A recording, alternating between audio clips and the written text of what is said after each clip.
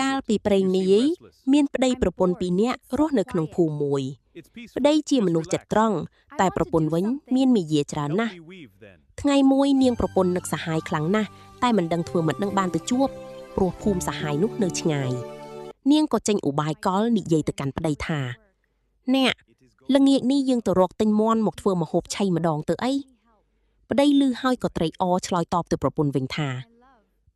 បើឯងចង់ស៊ីអញក៏ចង់ឆៃដែរប្រពន្ធបន្តទាំងមាយាថាខ្ញុំចង់ឆៃឆាខ្ញីណាស់បើបានខ្ញីច្បាស់ជាឆ្ងាញ់ណាស់ប្តីក៏យល់ព្រមតាមប្រពន្ធរួចក៏បបួលគ្នាដើរទៅរកទិញមាន់នៅភូមិជិតផ្ទះសាហាយនោះ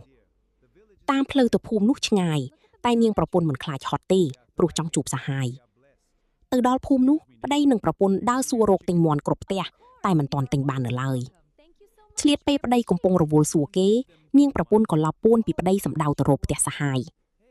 នាងបានជួបសាហាយរួចនិយាយកិត្តកលផ្សេងដើម្បីណាត់ជួបគ្នាបន្ទាប់មកក៏ប្រញាប់រត់ត្រឡប់មកវិញនាងប្រាប់ប្តីទាំងហត់ថាអ្នក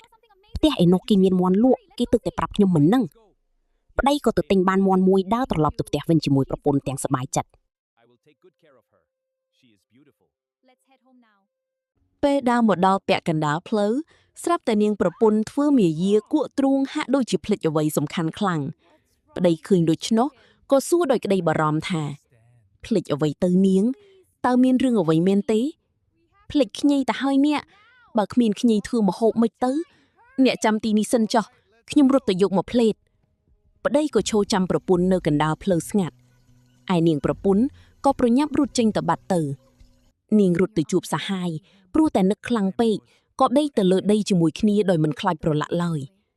មុននឹងចេញមកនាងបានទទួលខ្ញីពីសាហាយហើយផ្ដាំថាល្ងាចនេះចាំចូលទៅផ្ទះខ្ញុំម្ដងទៀតនាងក៏ប្រញាប់ត្រឡប់មកវិញរហូតដីប្រឡាក់ជាប់ខ្នងពេញមិនទាន់តែបានបោសជីងផងលុះដើរមកជួបប្តីពេលព្រឹកនាងក៏សើចក្អាកក្អាយប្តីឆ្ងល់ក៏សួរថា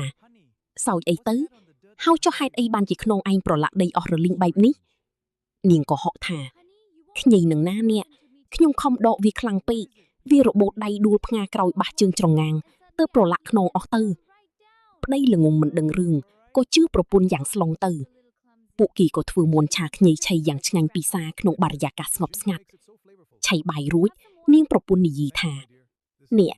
យកខ្លុយមកផ្លុំឲ្យខ្ញុំស្ដាប់បន្តិចមកខ្ញុំចង់ស្ដាប់ណាស់ប្តីក៏យកមកផ្លុំតាមចិត្តប្រពន្ធឯនាងប្រពន្ធក៏ធ្វើជាកិលស្ដាប់យ៉ាងជក់ចិត្ត